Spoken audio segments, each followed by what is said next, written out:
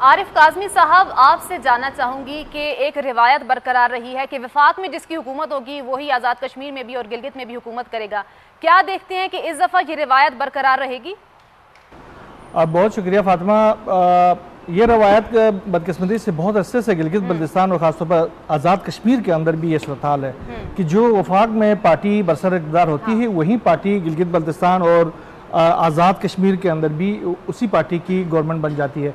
अगर कुछ दिन पहले अगर उनके पास कुछ भी ना हो उस पार्टी के बाद वहाँ पर एक नई पार्टी भी बन जाती है और उसके बाद उनके उसमें मेम्बरान भी आ जाते हैं और फिर वो अब बाज़ों का तो 1/3 मेजॉरिटी के करीब पहुंच जाते हैं और वो गवर्नमेंट बना लेते हैं। ये डायलेमा है इन इलाकों का।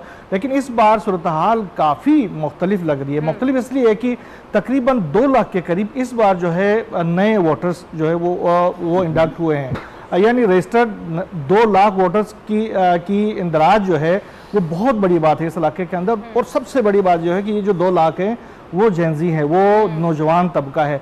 तो नौजवान तबका जो है वो इस दफ़ा समझे कि आखिरी किरदार अदा कर रहा है, बड़ा शानदार किरदार अदा कर रहा है। और नौजवान तबका जो है वो सोशल मीडिया से भी इन्फ्लुएंस्ड है, वो AI से भी इन्फ्लुएंस्ड है, वो इन चीज़ों को मॉनिटर कर रहा है और वो जो साबिक जो रवायात रही हैं उन रवायात का वो नाक़िद रहा है और उसके ऊपर वो एहतजाज करता रहा है। तो लिहाजा इस बार जो है वो सूरत हाल पहले से के निस्बत काफ़ी मुख्तलिफ लग रही है।